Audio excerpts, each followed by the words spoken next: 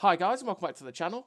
Today I've got two replays in the Soviet Tier 6 Premium Medium Tank, the T-34-85m, the HMH version that is. And if you haven't guessed, we're starting off with how you earn this tank, because yes, the T-34-85m, the HMH version, I should really say HMH T-34-85m, is going to be the March Challenge, earn a heavy metal hero tank thing. So you're going to be able to earn the HMH T-34-85m. And you're going to be earning a very, very solid Tier 6 medium. It's got pretty solid armour for a Tier 6 medium. It's got great DPM. And it's got decent mobility. Now, it's fantastic against Tier 6 and below. It's pretty good against Tier 7s. And then it starts to struggle against Tier 8s. But it is a Tier 6 medium. It should be struggling against Tier 8s, theoretically, with the way that tiers work, right? So you shouldn't be expecting it to be glorious against those tiers, but Tier 6 and 7 it's really good against, because the armour's pretty solid and it can bounce a decent amount. You can angle it well. The gun's a bit hit and miss here and there, but the DPM's incredible. It's a solid medium tank. And what do you have to do to earn this tank? Well, we'll start off. If you already own the tank, you'll get 1.8 million silver for completing this challenge. And I think this version and the standard version have both been earn-ups previously, before 6.0. And the unskinned one, I believe they released the unskinned T-34-85m in the 279E year challenge thing they did, and they released it in that period of time. So you should have seen this tank quite a bit. It's been around for a long time. So what do you have to do to complete this mission marathon earn-up thing? Well, for the earn-up, you've got 4 challenges to complete, and they release weekly. So you've got Challenge 1, which is March 1st, I should say. Challenge 2, which is March 8th. Challenge 3, which is March 15th. And Challenge 4, which is March 22nd.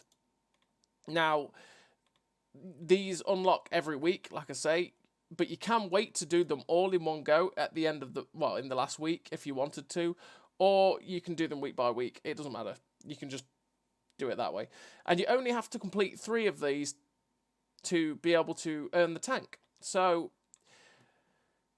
you get a 35% discount for completing 1 of these. You get a 70% discount for completing 2 of these challenges. And for completing 3, you get the whole tank for free. And if you complete the 4th, you will get a top secret key card, which is pretty nice. Sometimes I wish that was a little bit more, but then again, you can't complain at free stuff, so it is what it is.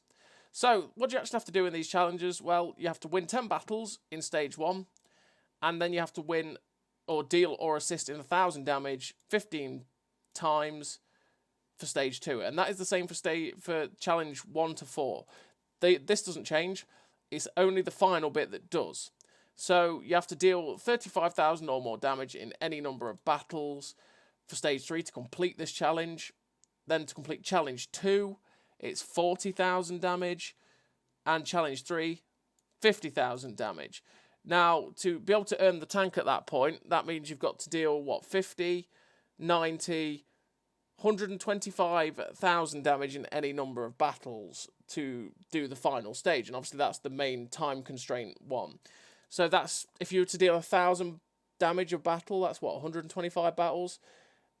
For 4 weeks, that's not too bad. And obviously, if I'm saying that as doing 1,000 damage every game, I mean, if you were realistically to take something like the E4 out and do 4k damage a game, you're going to be doing it in a lot less time, obviously. Same as doing this and, yeah, doing Stage 2, essentially, because you take a tank with more alpha, you're going to do more damage quickly. Or a light tank, one of the two. But yeah, so you complete all 3 stages like this. You will get this T-34-85m, which is an absolutely solid tank. And I'll just leave it on each screen like that for a couple of seconds so that you can pause it and read it if you want to see what you have to do, and pause it and read it. So yeah, I'm going to send you all to the replays. Go enjoy those, see what the tank handles like. Like I say, it's a damn solid medium tank at Tier 6.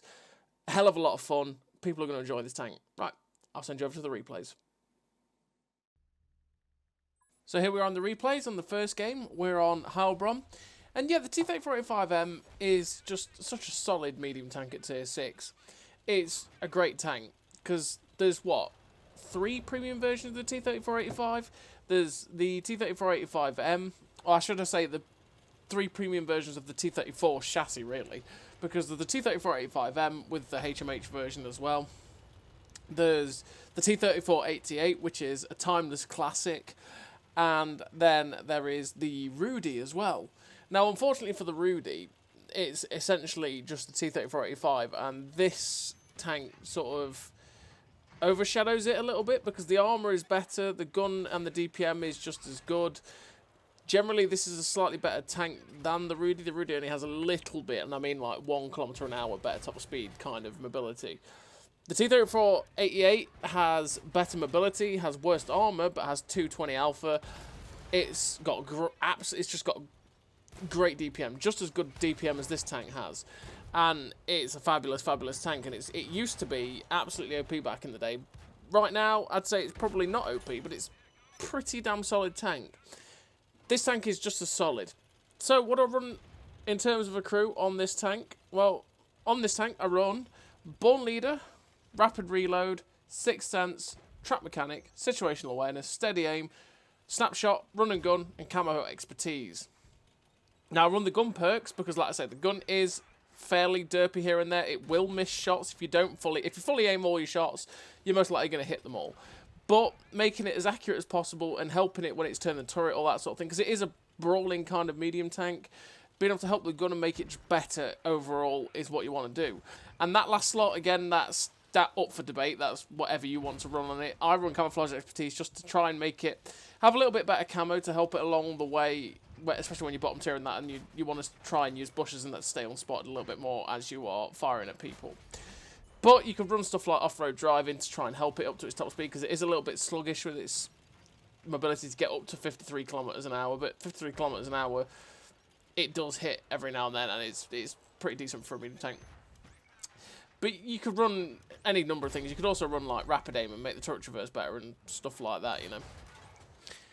In terms of equipment, I run rammer, vents, and optics. Now, I could run the powertrain, again, to make the horsepower better and get up to the top speed easier, or I could run traction system just to have a better top speed, although, because the engine power is a little bit poo-poo on it, it won't really reach the top speed that the traction system might be able to get it, unless you're going downhill, so it's not as worth it as it would be to run like a powertrain or something like that.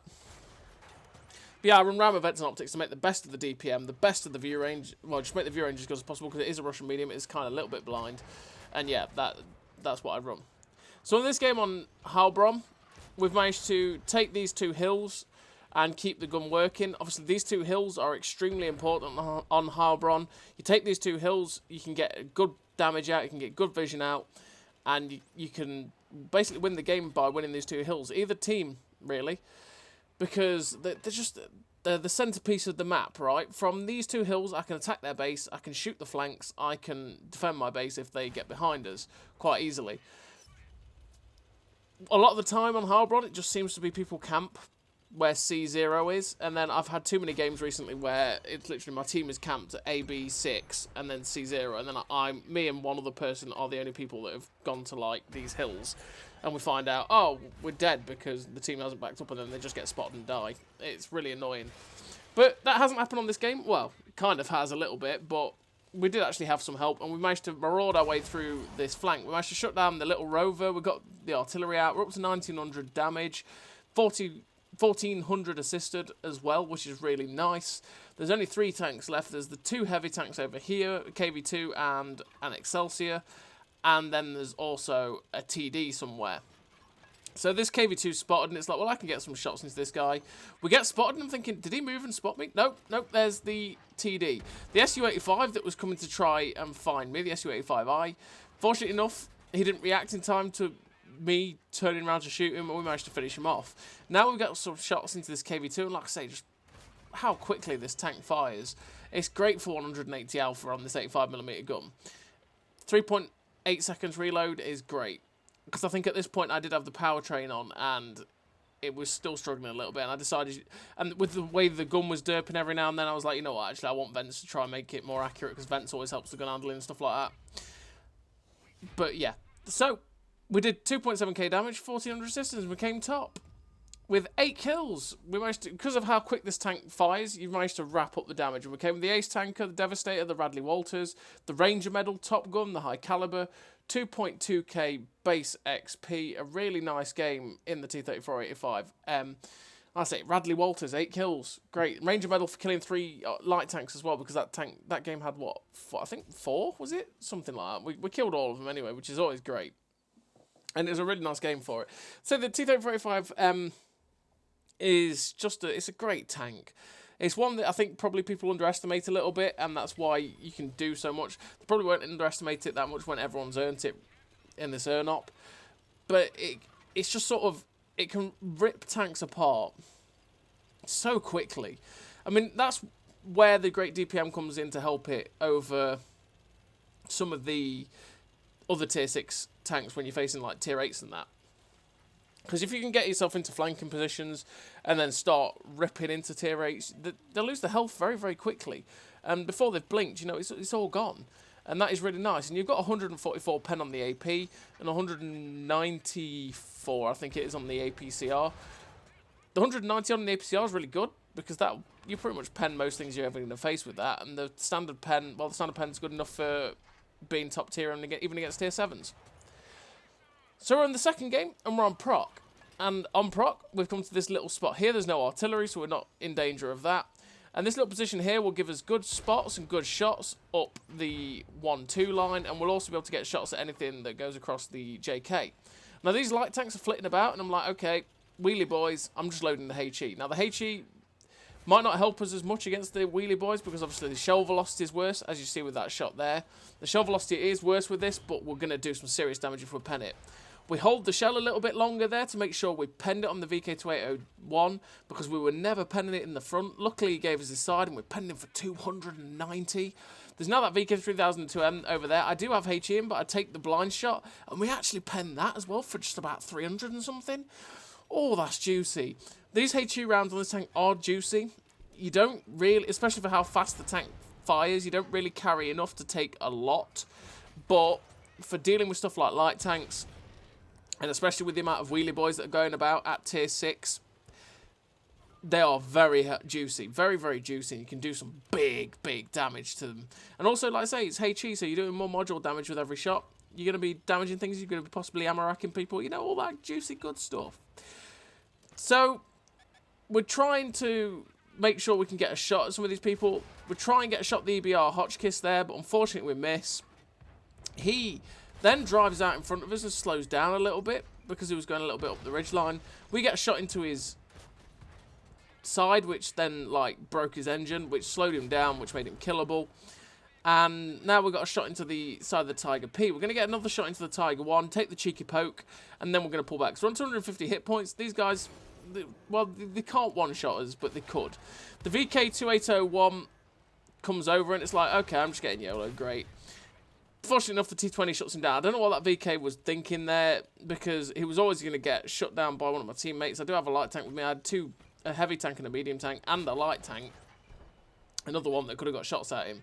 But yeah, when I poked up against the Tiger 1 and the Tiger P, it was kind of like, these guys can't kill me, guaranteed, in one shot, because it's 200, you know, they've got 240. They could high roll and kill me quite easily, to be fair, but they weren't also the guaranteed. So I was like, you know, I'll just take the cheeky poke, get the shot into the Tiger, and that's exactly what I did with the Tiger P there as well. Although, that Tiger P I know that could kill me now, because that 2801 took my health away. But I'm just being cheeky, getting shots out where I can. I'm just having to be mindful in this position, though, that I don't get shot. Because I'm a one-shot, 43 health, I'm going to get killed by whatever shoots at me. So I've just got to be careful and keep my eye on that little wheelie boy so he doesn't make a move.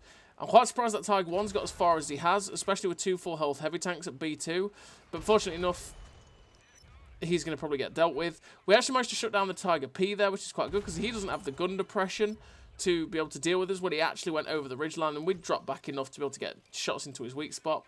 We're up to 2.8k damage, 776 assisted. We managed to shut down that wheelie boy a minute ago as well, which is great. We spot the Type 58, get a big shot into his side, and we ended up breaking his engine as well. Say this tank with 180 alpha and how fast it reloads, it just dishes out damage so quickly.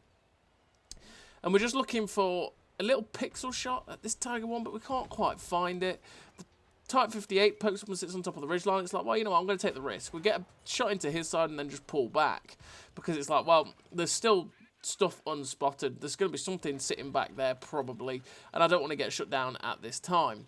We've managed to get unspotted, and that P43 BIS is still spotted. It's like, well, okay then. I'm going to poke around this rock, which keeps me safe from anything at K12, which is probably where the Type 58 is now. And we can get some shots into this BIS. And I have no idea what he was doing. It's just weird, but it is what it is. We get a nice shot into the side of the Super Hellcat. They got spotted by the AMD. We get unspotted, so now we can just farm this guy with impunity. Unfortunately, he gets killed before we get another shot in. And now there's just the Type 58. We know exactly where the Type 58 is. It's going to be at K2, probably. We're hoping he's on top of the ridgeline at K2 so that I can actually get a shot at him. If not, it'll probably be on the ridgeline, like, around the K1 area. Yeah, the T-34-85m is just... It's such a good tank. When you're top tier, it obliterates. When you're against tier 7s, it's even in a game like this, you see how quickly the damage just racks up. It just keeps going and going and going. The mobility is not bad, and you can bounce shots. As you saw with some of the light tank shots that was coming in. When they were auto-aiming and firing at us frontally when we were keeping angled, we were bouncing it. So we finished that game with the Ace Tanker, the High Caliber, the Confederate, the 2.3k base XP, 1400 assistance, 3.8k damage. A really nice game for the T-34-85m. And you're going to be able to earn this HMH version for free if you follow the steps that we talked about earlier on in the video. So, as always, everybody, thank you very much for watching. I'll see you next time.